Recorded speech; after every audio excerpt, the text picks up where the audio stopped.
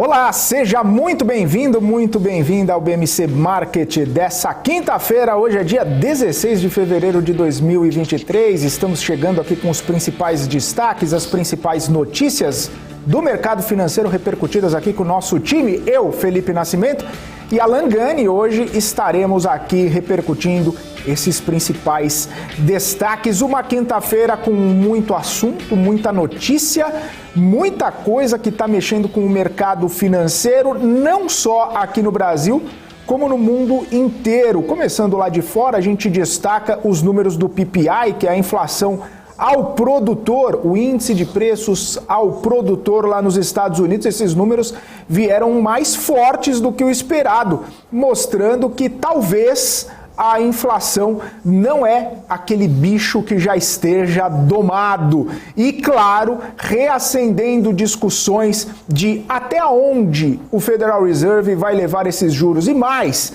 até quando vai manter esse juro na casa dos 5 ou mais. A questão foi amplamente discutida por membros do Federal Reserve, inclusive uma das diretoras do Fed disse que não é hora de imaginar que o Fed vai começar a derrubar juros já neste ano, porque provavelmente isso não vai acontecer.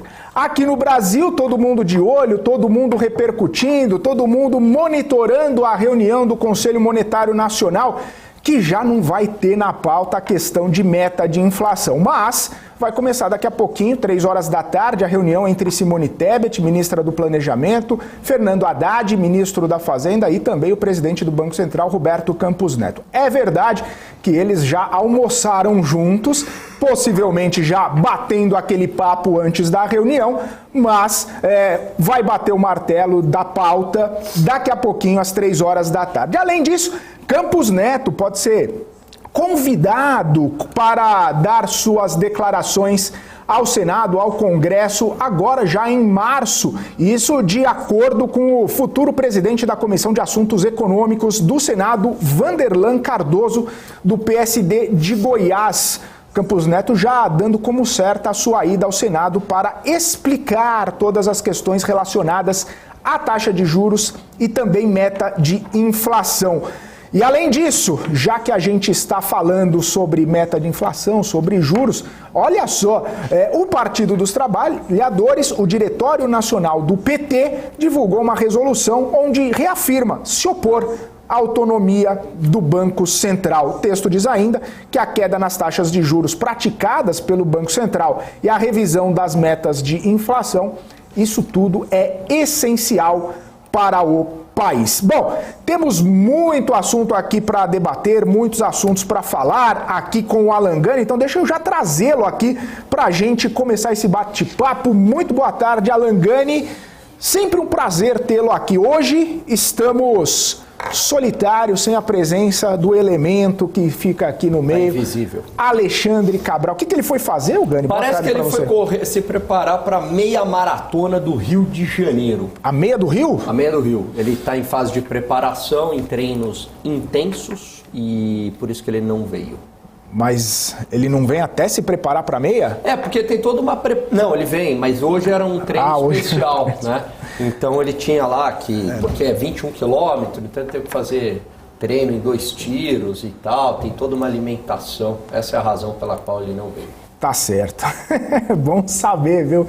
Abraço, Alexandre Cabral, faz falta aqui no nosso BMC Market.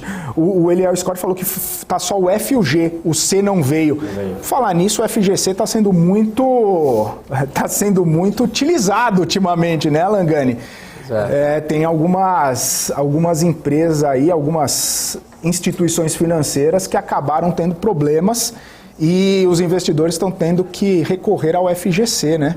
É um problema sério. O FGC ele funciona muito bem quando você não tem uma crise sistêmica. Tem uma entrevista se não me engano, esse relatório é do BTG, uma entrevista muito boa com o presidente do FGC, dizendo que o limite é um pagamento de 50 bilhões de reais.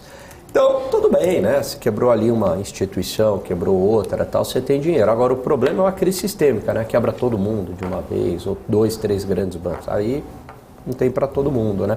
Por isso que é importante, quando você for fazer um investimento, entender que o FGC, ele é um seguro adicional, você entendeu? É um conforto, mas você não pode tomar a decisão pelo FGC. É um plus. Ô Gani, a questão do FGC também, né? Muita gente fala, tô protegido pelo FGC, mas você recebe só o principal, né? E até, obviamente, 250 mil por instituição, por CPF. Então, você não recebe a rentabilidade, ou recebe? Recebe. O juro prometido? Não, então, vou te explicar como é que é. Boa. Vamos supor, você botou 100 mil, tá? Aí teu CDB lá, 10, exemplo simples, tá? Sim. 10%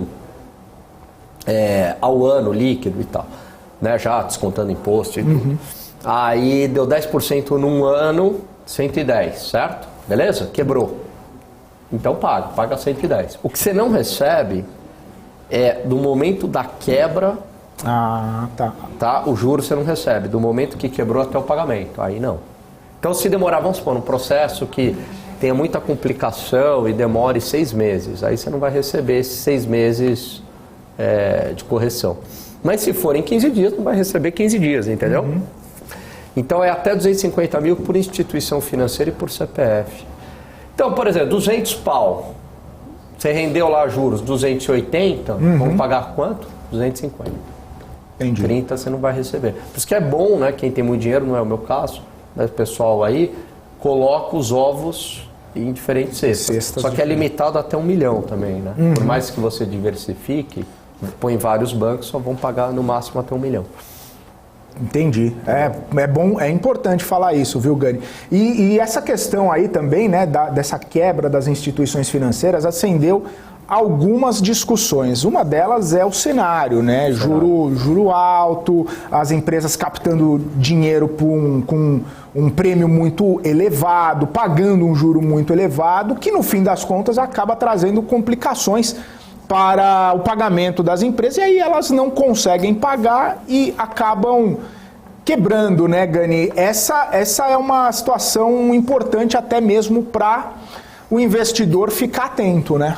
Com certeza, né? Porque assim, o que é muito importante a gente entender é que os juros de mercado, eles são um preço formado por diversos fatores. É uma resultante. Os juros de mercado é uma resultante. Então esse preço do dinheiro acaba sendo uma resultante. Então, se a taxa de juros do governo acaba se elevando dos títulos públicos e ela se eleva porque as expectativas de inflação estão maiores, porque o prêmio de risco está maior, etc. e tal, como a gente fala aqui o tempo inteiro, a taxa de uma debenture vai também subir, né? E vai se tornar mais atrativo para o investidor, mas também mais arriscado, porque compromete mais o pagamento da empresa. No caso de debêntures, a atenção, o CRI, o CRA, deve ser ainda mais redobrada. Por que isso, Filipão? Porque não tem nenhuma garantia do FGC, né? Então é muito importante você avaliar o rating, ver a duration, né? O prazo médio de recebimento do fluxo de caixa, porque às vezes é arriscado, mas você vai receber rapidamente o dinheiro, é algo curto, então isso compensa o risco, né? Veja Americanas, né? Quem imaginou? Sim. Quem imaginou há 1 ano, nem isso, né? Há 6 meses, que teria, você fala assim, olha, Americanas, hoje você fala, Americanas é um E, D, sei lá, entendeu? Se for botar um rating na Americana, é D. Acho que é D, né? D. E se eu colocasse, e provavelmente, eu não lembro quanto que era, mas se a gente pegar isso dá para pesquisar, qualquer emissão de Americanas há 6 meses, provavelmente era AAA, entendeu? AAA, por aí. Índice do Ibovespa e tal. Então tem que ficar muito atento, né, com essas questões aí que, enfim. Ô Gani, você citou CRI e CRA, uma outra bola levantada aí foi o seguinte, por que, segundo a CVM, né, e aí é um questionamento de alguns investidores, porque a gente vê que a própria BRK Financeira tem uma base estimada de 42 mil credores elegíveis aí para pegar o FGC.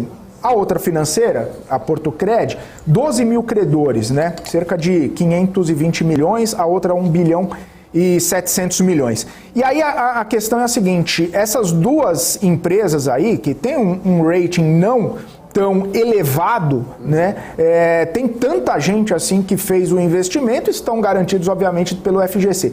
Por outro lado, tem muitos investidores que gostariam de investir num CRI ou num CRA de uma empresa até mesmo AAA, como você falou, de rate, mas aí não pode porque tem que ser investidor qualificado, né? Então, reacendeu essa discussão de, poxa, a empresa não tem um rating tão bom, tem muita gente, né, podendo fazer esse investimento, e aí acontece isso. Claro que é lamentável para o mercado de capitais, você ter uma empresa quebrando, você ter que as pessoas recorrerem ao FGC e tudo mais, mas tem empresa boa, né? Tem CRI, tem CRA bom que não está acessível ao grande público, né?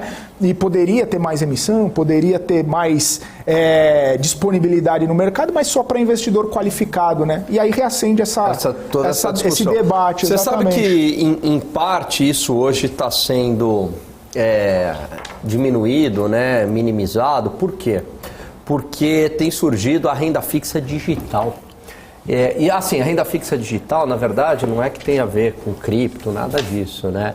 Mas se usa de toda a tecnologia do blockchain, aonde você consegue diminuir esses custos operacionais pela digitalização e consegue identificar facilmente o investidor, né, através de um token. Essa é a ideia, né? E isso tem permitido emissões de papéis securitizados, seja de consórcio, seja também de empresa, né? Você se torna credor lá de um consórcio, por exemplo, ou você se torna credor de uma securitização clássica por meio da renda fixa digital. E qual que é a vantagem hoje, Filipão? É que tornou acessível ao investidor, ao afegão médio, né? Então, isso é legal, porque você vai encontrar excelentes oportunidades, a gente já viu IPCA mais 9, 18% no pré e tal, e que é acessível a esse investidor, esse afegão médio. Eu acho que a tendência, né, é acontecer isso, né? E de fato, você tem razão, tem excelentes oportunidades no mercado de debêntures, CRI e CRA, e que muitas vezes o afegão médio não tem esse acesso, né? Boa. Gani, a gente comentou aqui, né, essa situação toda de renda fixa e tal. Tem o pessoal falando assim, que acha renda fixa, mais... tenho muito mais medo de renda fixa do que de ações. Andriele Silveira falou. Porque também acaba precisando ter um discernimento sobre o aspecto da renda fixa que você vai levar em consideração. Não é só olhar para o prêmio ali, olhar para o juro que vai pagar e boa, né? Empresas podem quebrar. O alemão, eu falei, só deixa eu falar para o alemão, paga o rendimento sim, até falei que paga até 250 mil, talvez eu tenha me expressado aí mal e ele não entendeu. Mas paga, eu falei que paga até 250 mil, não paga depois, né, do que passar. Mas em relação a esse tema, quer dizer, a ideia é que se a empresa quebrar, evidentemente que a atuação virou pó e a renda fixa, a vantagem em relação às ações é que você teria um recebimento primeiro, né? Você recebe primeiro. Então, primeiro vai lá pagar os funcionários, dá uma ordem, né? Os funcionários, depois o governo, depois fornecedores, depois debenturistas. É claro que algumas debentures passam na frente até de fornecedores, porque tem cláusulas e tal. E depois lá o acionista. Então, nesse sentido, a ação teria mais risco. Mas, talvez o que ele esteja querendo dizer é que, por exemplo... Você tem um título do governo. Eu tenho um amigo meu que levanta essa questão que é bastante interessante, né? Então você pode ter um calote de um título do governo, como já teve assim no passado e tal. Mas uma boa empresa dificilmente vai acabar, entendeu? Então pode passar uma crise, sai crise entre a crise, a boa empresa lá sobrevive. Porque você já teve países com calote do governo, mas que várias empresas sobreviveram, né? Então talvez seja nesse sentido que a pessoa aí esteja querendo questionar. Pois é, até mesmo, Gani, eu me lembro muito bem que alguns minutos atrás a gente conversava com o Marco Saravalli no Portfólio Global e ele falava sobre renda fixa lá nos Estados Unidos, principalmente algumas emissões de Apple, Microsoft e tudo mais. Fala, poxa, qual a possibilidade ou a probabilidade de uma empresa como essa simplesmente de uma hora para outra acabar, né? Ou virar pó, ou muito não difícil, pagar, né? Arcar com as suas obrigações, até porque essas empresas têm muito caixa, né? Muito caixa e às vezes o caixa dessa empresa é maior até mesmo do que o valor de algumas empresas aqui do Brasil, só o caixa da empresa. Né? E se for uma dessas empresas super bem diversificadas, de setores que a economia depende bastante, tipo uma GE, algo do tipo, é muito improvável. Né? É claro que a gente já teve no passado, né, algumas empresas que ninguém imaginava que iam sofrer, a Xerox é uma delas, né? Mas é muito difícil, né? Esses setores ainda mais sólidos, então hoje, né, a Google, você pensar na Google hoje, ela é uma empresa super bem diversificada, né? Ela atua em várias frentes, né? O mesmo da Amazon, né? Então é muito difícil, tem muito caixa, como você falou também, essas empresas não têm dívida, né? Você pega uma Google, né? Caixa absurdo, né? Não sabe nem o que fazer com o caixa.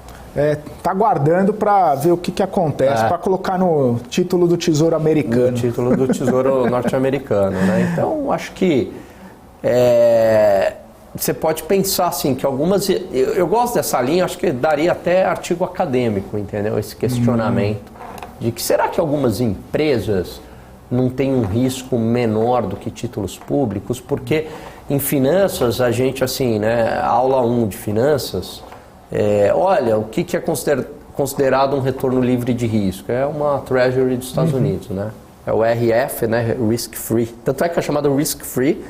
Aí tem mais um beta, né? Que é o quanto que a ação oscila o mercado, né? Que é o risco sistêmico, já de uma carteira bem diversificada, vezes um prêmio de risco, né? Que é a diferença do retorno histórico do S&P 500 menos o retorno livre de risco da ação, né? Do título público. Eu acho que ficaria interessante, quer dizer, será que é risk-free mesmo, né? Será que é tão risk-free assim, né? Não sei, né? E talvez a empresa seja mais risk-free do que... Talvez, eu tenho um amigo meu, baita acadêmico, fez LSI e tudo, que levanta essa questão, assim, faz essa provocação. Acho interessante. Acho que quem se interessar aí com finanças... Vale o debate. Vale o debate. Ô Gani, já que a gente saiu do Brasil e foi lá para os Estados Unidos, vamos falar um pouquinho sobre esse PPI, inflação ao produtor, né? O índice de preços ao produtor. Olha só, em janeiro subiu para 0,7 em relação a dezembro, que tinha caído 0,2, né? E a perspectiva, a projeção dos analistas era uma alta de 0,4, ou seja, veio bem acima da projeção dos analistas. O núcleo, olha só, subiu meio e o consenso era 0,3, né? Então, se a gente for olhar ali, PPI anual dos Estados Unidos 6%, núcleo do PPI anual 5,4%. E aí além dos dados, Gani, eu já coloco a fala da Loretta Mester, que é uma dirigente do Federal Reserve, falou o seguinte: os níveis de inflação continuam muito altos. O risco é ficar aquém na tentativa de controlar a inflação. Isso ela está falando sobre a possibilidade de aumento de juros lá pelo Federal Reserve.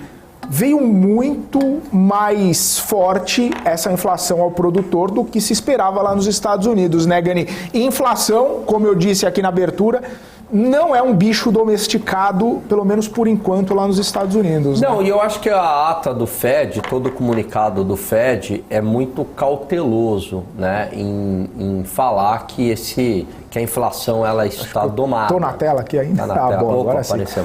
Então, e que ela ainda não está domada, né, e que sempre coloca esse risco inflacionário. Eu acho que o Jay Powell, né, como eles gostam de falar, no último comunicado, ele falou, olha, apesar da desinflação, da desaceleração e tal, tem pressões no mercado de trabalho e a gente tem que ficar bastante atento ainda com o cenário inflacionário. Parte do mercado que não quer, que quer logo, que é mais otimista, que tem um viés mais otimista, se apegou a isso, dizendo, bom, tá vendo, o Banco Central deu sinais de que o processo de ajuste de juros está no final, que a inflação está domada.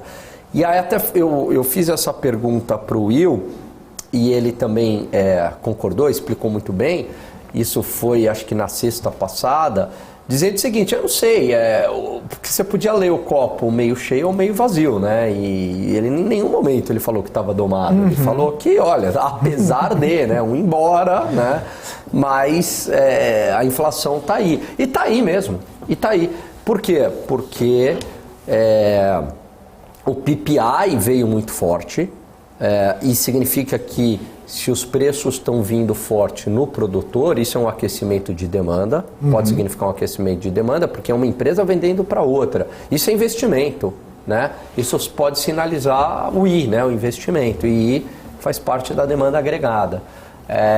Então, pode ser esse aquecimento de demanda e ele vai se transformar talvez, né, a capacidade de repasse da indústria para o varejo em altas de preço no varejo. Então tem esse ponto, né? Alguma coisa vai para o varejo, né? Se o produtor está mais alto, o atacado está mais alto, chega no varejo, talvez não integralmente, né? Porque isso depende do quanto que eu consigo repassar o preço, né? A gente chama isso de elasticidade. Então tem esse ponto. Aí eu junto isso, Filipão, com o seguro-desemprego que saiu hoje também, que veio melhor do que o esperado. Menos pessoas pedindo seguro-desemprego. Opa, então o mercado de trabalho continua mega aquecido. E aí alguns índices de atividade também vieram bem. Aquecimento da economia americana. Então, assim, é um processo inflacionário muito ligado à demanda, né? Não é porque aí, tecnicamente, se fosse oferta, a gente nem chama isso de inflação, né? Tecnicamente. É um choque lá, ocorreu, aumentou, parou. Não é um processo contínuo, uma elevação generalizada e contínua dos preços. Então, nos Estados Unidos, você tem esse choque de demanda, né? Um aumento generalizado e persistente dos preços. É claro que é potencializado também por efeitos de guerra e tudo mais. Mas está longe de estar domada essa inflação, né? E talvez, não sei, por enquanto o cenário mais provável, 5,25, né? Talvez 5,5, não se sabe, né? E aí, onde que para esses juros? E por um bom tempo aí também os juros altos.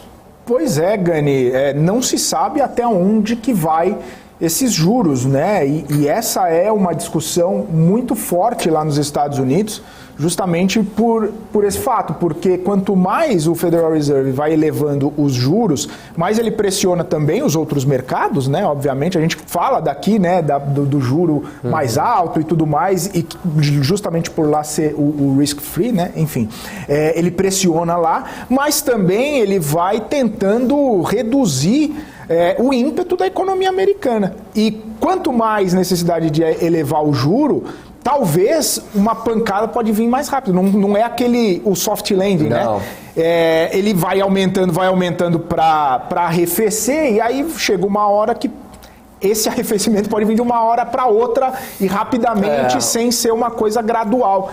E é um perigo isso. O que é muito difícil em economia, embora a economia tenha hoje, né, avançou muito no campo da estatística, dos modelos, isso com a ajuda dos computadores, né?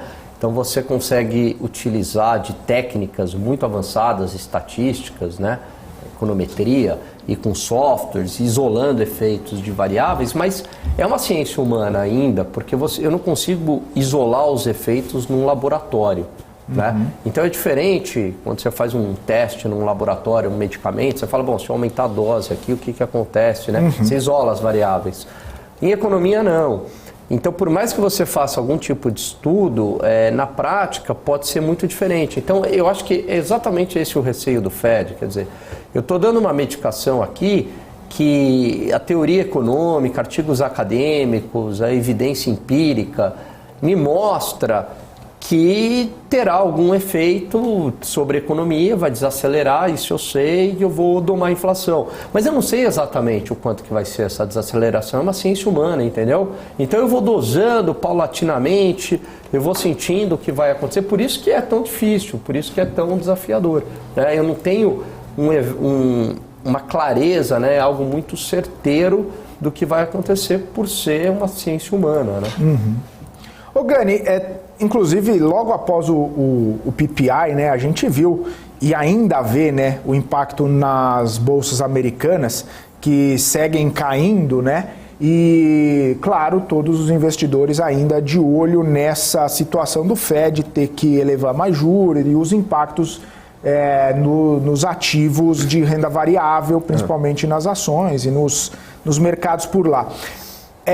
Naquele site lá, o CME, que mede ali a probabilidade de aumento da taxa de juros, ainda está, a maioria, 85%, de possibilidade de elevar em 0,25 agora na reunião de março. Porém, a probabilidade de aumentar em meio ponto percentual aumentou. Era cerca de 10%, já foi para 15%. Não é tão relevante, mas você vê um aumento de 50% praticamente, de 10 para 15, nessa probabilidade. Será que o mercado, e aí é aquela discussão, né? O Powell, ele dá o que o mercado pede, e o mercado fala que o Powell tá, enfim, acertou. Enfim, será que o mercado vai começar a rever algumas projeções ou vamos deixar o 0,25 agora para não assustar e aí posteriormente a gente já pensa em alguma coisa diferente? Eu acho seria muito esquisito assim, vem 0,25 aí dá porque a última foi 0,25. Foi. E aí dá uma barrigada de 0,50, ficaria muito esquisito, passa uma impressão, né? Porque você vai aumentando e vai desacelerando o aumento até parar, né? Isso é o mais lógico. De repente você aumenta novamente, dá uma impressão que você não sabe o que você está fazendo. Passa essa impressão, né? Nossa, deram agora 0,50 porque, olha, a inflação eles não sabem, né? Eles resolveram aumentar a dose do medicamento no meio do caminho, porque a doença se mostrou mais grave, né? Então eu acho que isso pode afetar a credibilidade. Então eu ainda fico com o 0,25. Talvez, em vez de dar uma de meio, prolongar o 0,25. Ô Gani, aí a provocação, né? Aumentar a dose do remédio porque a doença piorou, mas se não aumenta a dose o paciente morre, também é um problema, né? Não, mas aí que tá. Eu acho que o que eles fariam é dar o zero e sinaliza que não vai parar. Vai talvez para o 6 entendeu? Até porque... 5,5. 5,5. Até porque tem a reunião agora de março, mas a gente viu, né? Logo depois da reunião do FONC, né? Do Comitê de Política Monetária lá do Banco Central Americano, que eles não levaram em consideração o payroll porque foi logo na sexta-feira seguinte. Então veio o payroll, aí depois veio o CPI, aí tem o seguro-desemprego, aí tem venda no varejo. Ontem venda no varejo veio bombando, hoje o PPI, o Jeremy Powell e os dirigentes lá devem estar de cabelo de pé, porque o branco já está, né? O Powell, inclusive.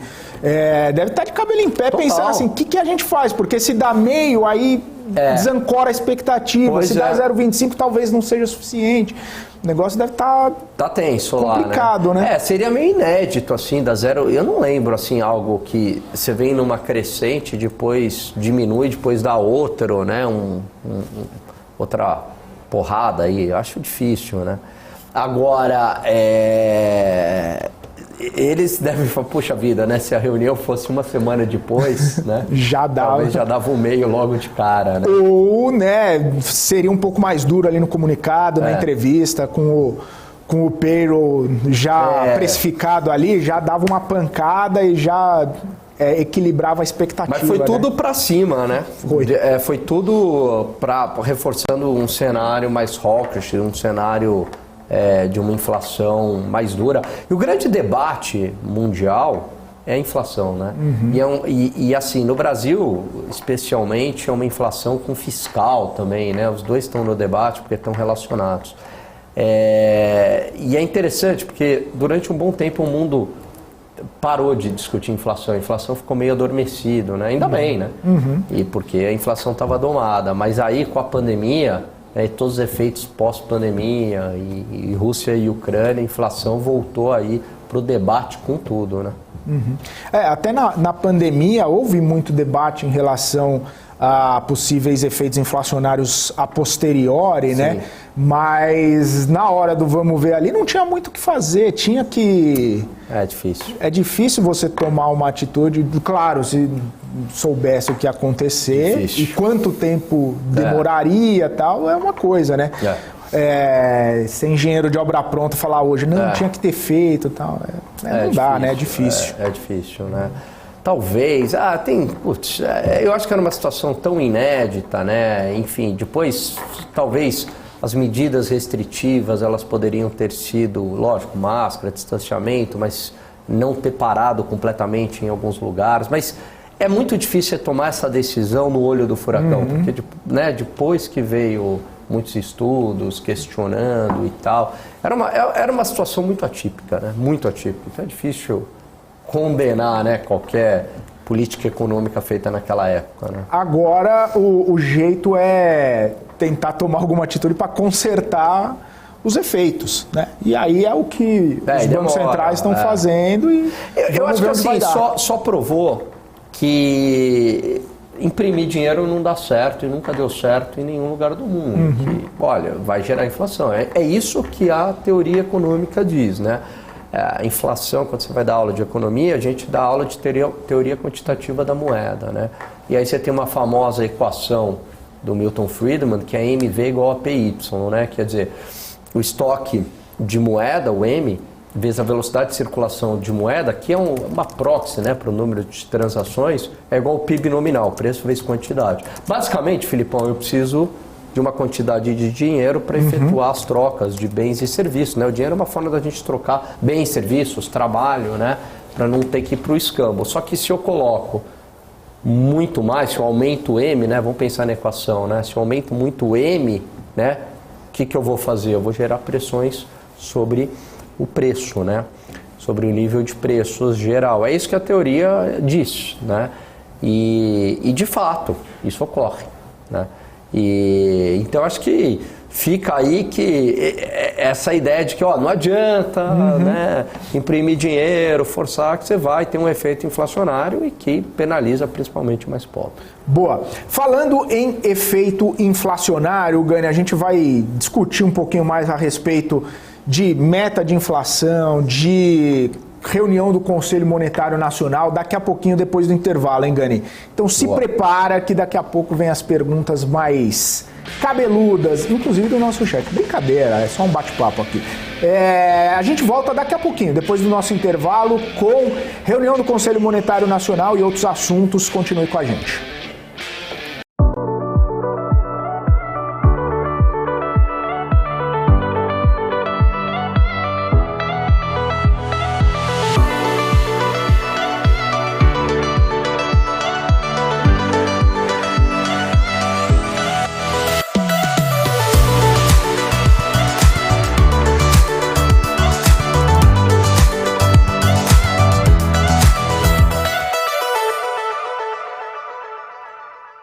Você está cansado da mesmice? Negociando em plataformas com ferramentas desatualizadas? Falta variedade e funcionalidade? Aproveite nossa grande seleção de ferramentas de trade. Baixas taxas de negociação, suporte em português 24 horas por dia, com mais de 200 criptomoedas disponíveis para trade e a facilidade de depósitos com Pix. Aproveite o futuro agora. Bybit. Abra sua conta hoje mesmo. Bybit.com.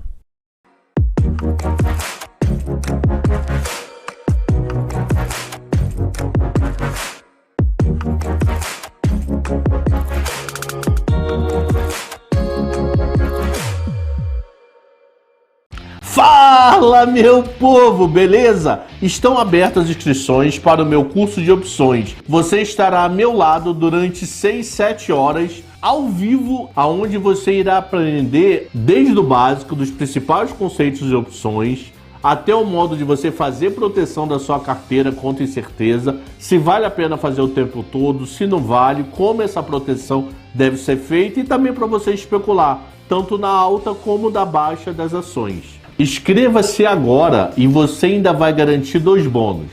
O primeiro bônus, a carteira recomendada de opções de Marcos Saravalli, e o segundo bônus, a carteira de financiamento também de opções com Marco Saravalli. Te espero lá.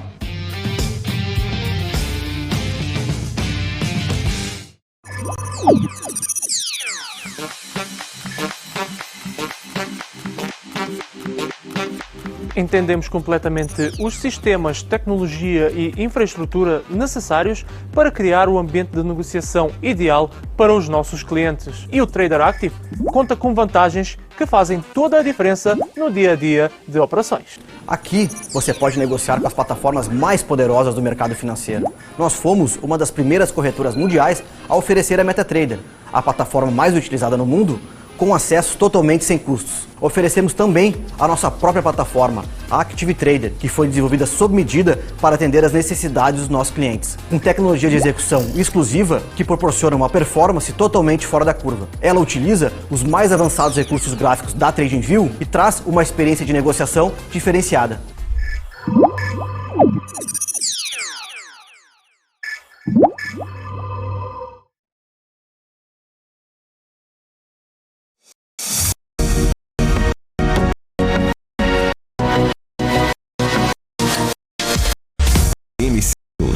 Ação que gera valor. É isso aí, estamos de volta aqui no BMC Market, 2 horas e 43 minutos. Deixar um alô aqui para todo mundo que está no nosso chat. A Lilian Brasil, Rosemary dos Santos, o Regis Andrade, Léo Arruda, Cleonildo Vieira, Rui das Neves, o Daniel Bruno Seron, que falou que vai me pagar um almoço, inclusive. O Helder tá por aqui, Vinícius Dantas, Thiago Sena, o Alex, quem mais tá por aqui? Despolpa, Andriele Silveira, e aí mó discussão do Despolpa com o Helder. Luiz Antônio, Vinícius Dantas, Cássio Cordeiro também por aqui, a Lígia tá por aqui, Boca no Trombone, o Fábio Bortolozzi, o Gilson Moraes também por aqui, Eliel Scott, o Alemão, o Fábio Zancanaro tá por aqui também, o Narciso, o Wagner e todo mundo que nos acompanha, muito obrigado pela audiência e não se esqueça, claro, de se inscrever aqui no nosso canal. Já ultrapassamos, até que enfim conseguimos ultrapassar 467 mil inscritos, agora a meta é outra, né? 468. Vamos lá, time, vamos buscar essa meta. Jarek aqui, Daniel Couto, alô, Rodrigo M, eu, o Léo Arruda também, enfim, pede pro Gani falar do teto dos enfermeiros. Neto, cadê o Cabral? O Cabral foi levar a avó na capoeira. O João Vitor Baitelli tá por aqui também. Abraço pro Regis. Abraço pro Regis. Já mandei abraço pro Regis. Todo mundo adora esse Regis, viu? Impressionante. Cat Trader, boa tarde, guerreiros. Ô Gani, o general tá aqui também. Ô Gani, eu ia falar contigo e vou falar ainda, Gani, sobre essa situação do Conselho Monetário, convocação de Campos Neto e tudo mais, mas vamos só falar rapidinho aqui pro Léo Arruda, por que o teto dos enfermeiros causa desemprego? Alan Gani, é só o dos enfermeiros ou qualquer? Não, só geral, isso é uma lei Na verdade, acho que não é teto, né? Piso, né? Que ele está querendo dizer, que foi piso colocado lá, né? Não, isso é uma lei geral, porque o salário também tem um nível de equilíbrio, né? Não é uma decisão aí administrativa. Então, se de repente, eu vou dar um exemplo extremo aqui, só para ficar mais claro. Eu chego aqui na BMC e eu falo, olha, todos os funcionários aqui da BMC são obrigados a ganhar 30 mil mês. Oxalá isso acontecesse, Gani. É claro que não é factível isso, porque a empresa tem uma receita, tal, ela não vai conseguir. Então o que ela vai ter que fazer? Mas foi uma medida autoritária, colocada pelo governo. O que ela vai ter que fazer? Fala, bom, então eu vou ter que fazer o seguinte, eu vou ter que demitir um monte e eu vou ter que pagar só 2 ou 3 aqui para conseguir manter, né, os meus custos e tal, perante a estrutura de receita que eu tenho. Então, basicamente é isso, explicando de uma maneira bem simples, tá? É isso. Então, o salário lá tem um nível de equilíbrio, né? Então, se a gente impõe preço maior, né, a empresa também tem custos, ela ajusta do outro lado, gera desemprego. Boa. É isso. Em poucas palavras, o Gani tem o poder da síntese, né? Isso que eu gosto do Gani. Mas quando precisa, também fala um pouco mais. Aqui a gente... Obrigado, vai Lilian. com o tempo. Aqui se precisar ser o Milton Neves, a gente é o Milton Neves, né? Audiência rotativa. E se precisar ser quem que é bem telegráfico na imprensa? O Enéas, né? Se precisar ser o Enéas, a gente é o Enéas também. O pessoal falando assim, aumenta pro Felipe, aumenta pro...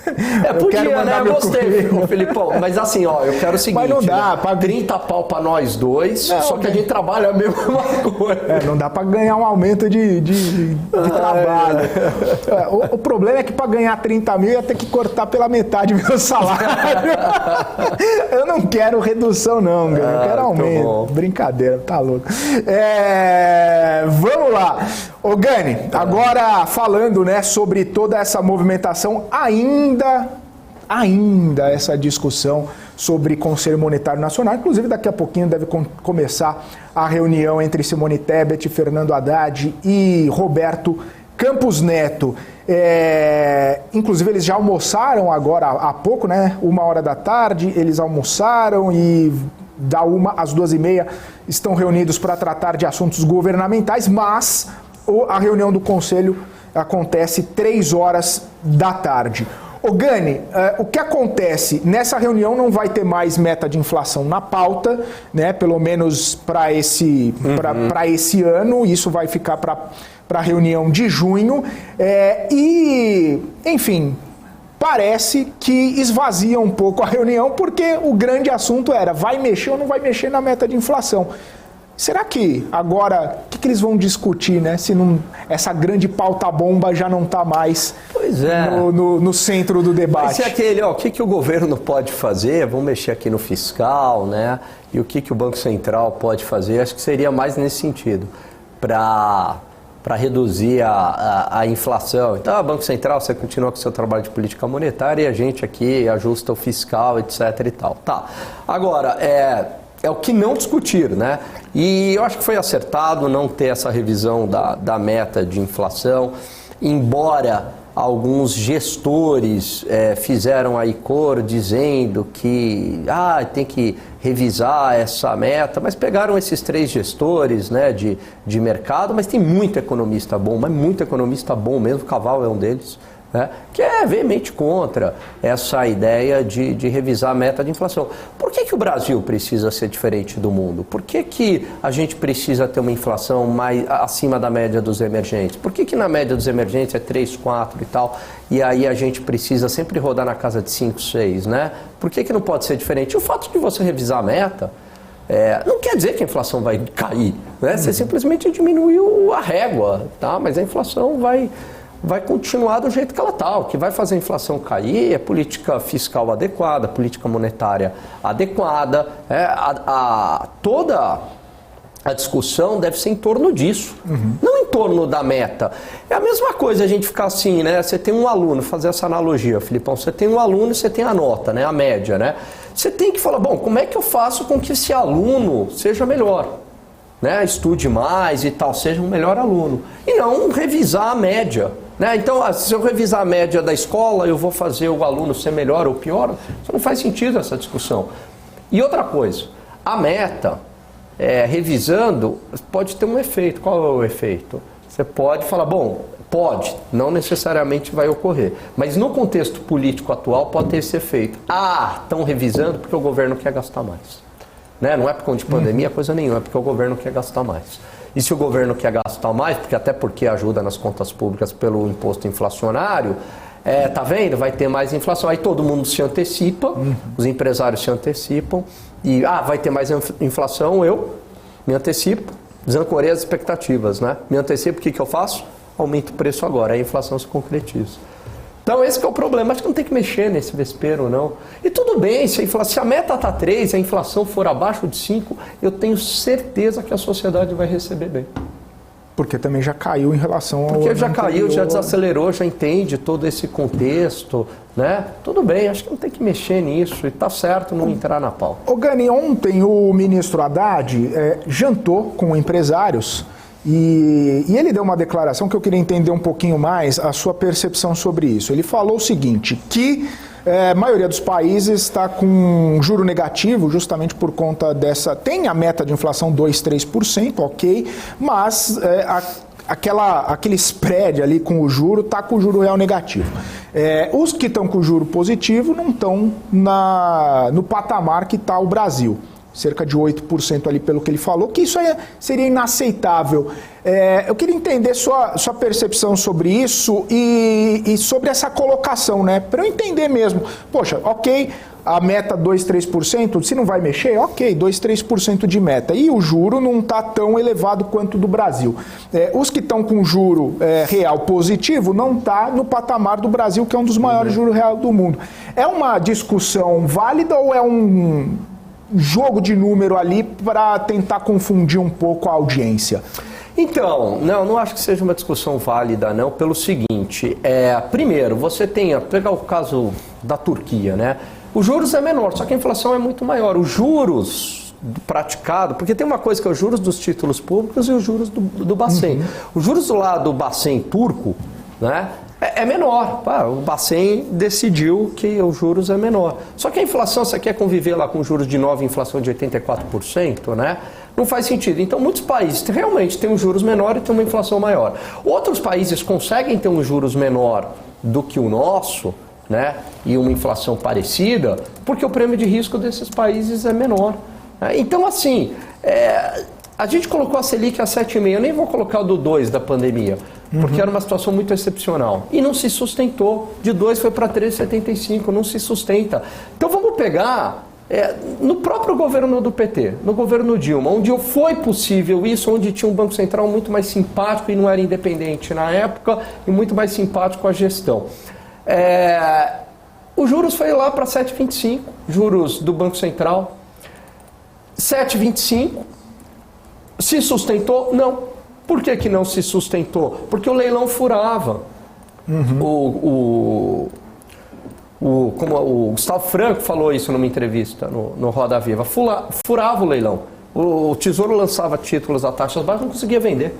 Aí tinha um mecanismo, que eu até quero ver se rola isso hoje, um mecanismo pelo qual o Tesouro repassava o título para o Banco Central, sem ônus. E o Banco Central vendia no secundário em outras circunstâncias, entendeu? A mesma taxa, só que num prazo bem menor. Tá? Então a taxa não era atrativa num prazo maior, mas num prazo menor, beleza. Então, assim, não conseguia não sustentava, né? Por quê? Por conta do fiscal e por conta da inflação. A inflação veio. Aí para onde foi os juros? 14,25. Nem a Dilma, próprio PT, né? Banco Central simpático a eles, BNDES, tudo. Não se sustentou. Eles tiveram que jogar 14,25 de novo para conter a inflação, para conseguir se financiar. Tá vendo? Então não não, tem mau coração. Então, assim, eu acho que essa discussão acaba atrapalhando, entendeu? Porque o Banco Central, ele quer o quê? Domar a inflação. Essa é a função dele, né? Esse é o ponto. Lógico, a gente pode discutir aqui se o juro deve ser maior ou menor, mas muitas vezes é levado como se fosse... não como juros, como se fosse uma resultante, como se fosse uma decisão na caneta. E não é na caneta, né? Se fosse na caneta, tá bom. A Venezuela, que tem lá, que deve ser contra o mercado financeiro, o Maduro é contra o mercado financeiro, contra a capitalista, tá bom, então bota os juros aonde? Por que a Venezuela não prospera? Porque não consegue se financiar 1%. Né? É isso. Ô Gani, inclusive você citou a Turquia, né? Eu vi um gráfico hoje... É muito interessante, inclusive, né, sobre cotação do dólar Brasil-Turquia. Né? Até 2016, quase comecinho de 2017 lá, era praticamente equivalente cotação do dólar Turquia-Brasil. Né? O mesmo dinheiro em real, né? Era $1, era o mesmo equivalente em real e no dinheiro turco. A partir daquele momento, quando a gente vê ali o Erdogan já tendo um pouquinho mais de ingerência sobre o Banco Central, tentando mexer na taxa de juros, fazendo as canetadas dele ali, o dólar na Turquia, né, disparou. E hoje, se a gente está falando de $1 ali perto da casa dos 5 e pouco aqui no Brasil, o pessoal já está de cabelo em pé, na Turquia é 18,8. né? Então, 18,8 lira turca é $1. Aqui, 5,4, 5,2 reais é $1. Então, a gente vê essa boca de jacaré no gráfico a partir do momento que houve uma determinada ingerência por parte do presidente em relação ao Banco Central. E aí, em 2017, teve a saída do presidente do Banco Central, renúncia, o Erdogan colocou um cara lá que falou que era autônomo, mas depois, na hora do vamos ver, meteu a caneta e quem manda sou eu. Enfim, teve essa, olha só, 18,8 lira turca, $1.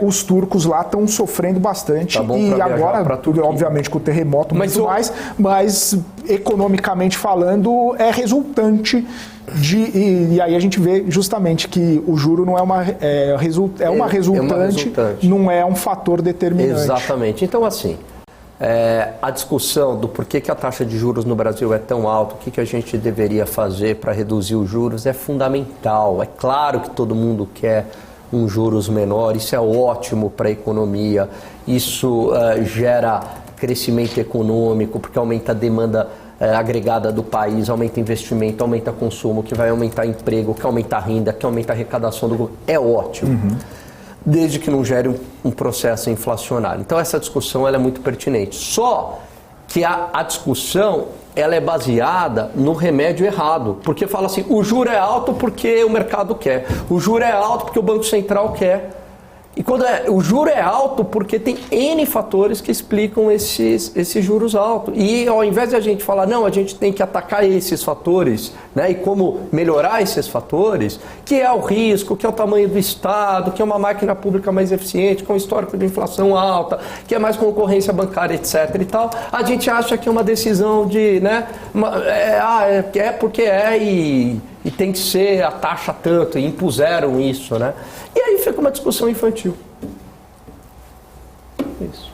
Né? O bem contra o mal, essas coisas, entendeu? Essas discussões mais deletérias. Ô Gani. Obrigado aí a galera do chat aí pelas palavras aí, tem muita gente para agradecer. Eu só quero saber quem é boca de apito.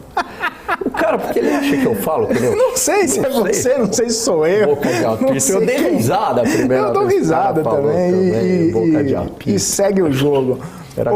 Ô Gani, só pra gente encerrar aqui, porque estamos já nos acréscimos do senhor juiz.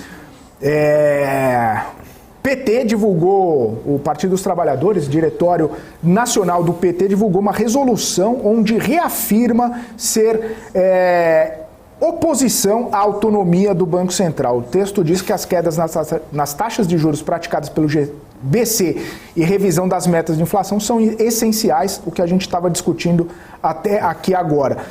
No texto destaca-se que as bancadas do partido devem propor ao Congresso Nacional, inclusive, a convocação de Campos Neto para discutir a política monetária. Num cenário onde a gente está vendo um aceno maior em relação ao mercado, ao Banco Central do Haddad, um aceno por parte da Simone Tebet, uma boa vontade até mesmo do Banco Central em falar, olha, está um mês e pouquinho aí no governo, vamos ver se vai passar a reforma tributária, se vão propor, vamos ver até onde vai esse novo arcabouço que vai ser apresentado em março, e o mercado gostou disso porque ia ser em abril, vai ser agora em março. Aí, a gente, num cenário onde a gente tenta baixar um pouco a fervura, né, ou pelo menos a gente vê os atores tentando baixar a fervura, o PT vai lá e coloca uma resolução no seu... do Diretório Nacional, onde a bancada vai ser veementemente contra isso e aquilo, botando lenha na fogueira, né? É interessante como as coisas não podem ser apaziguadas de uma forma ou de outra, sempre tem que ter um tensionamento. A gente falava isso de Bolsonaro, de tensionar, e agora a gente está vendo esse tensionamento também. Pois é, e você tem sempre essa ala aí, uma ala mais radical, né, dentro do partido, que acaba atrapalhando, né, aqueles que entenderam que precisa... que não dá para ir totalmente contra o mercado financeiro. E não é porque o mercado financeiro é todo poderoso, não é nada disso. É porque simplesmente o mercado coloca preço. Então, se eu entendo, Filipão, que o país está mais arriscado, eu vou pedir um prêmio maior para emprestar para o governo. Um dólar, se eu tiver dólar, eu vou vender a um preço maior. Só que isso tem efeitos econômicos, que prejudica inclusive o governo politicamente, né?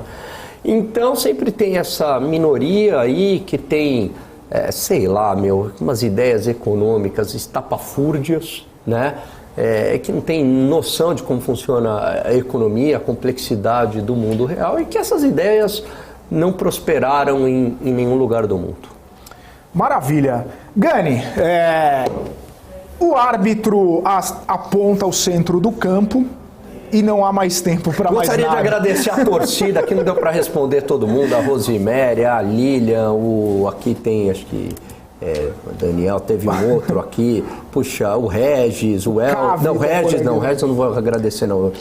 Neto, o Regis não. Fiquei feliz, a Rosemary falou, o Helder. Mandou um abraço pro Felipe, esse moço bonito. Eu tem gostei muitos do moço aí, se eu e do esqueci bonito, alguém, viu, me desculpe, obrigado, viu? né?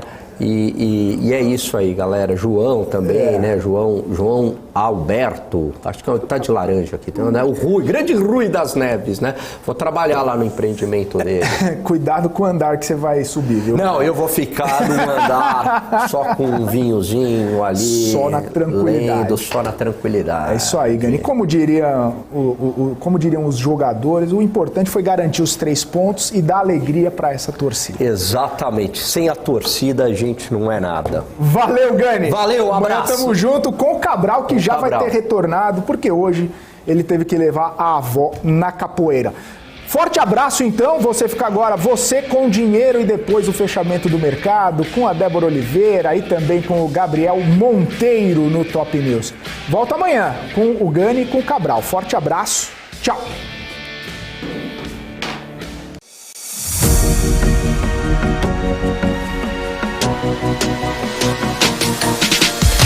BMC News, informação que gera valor.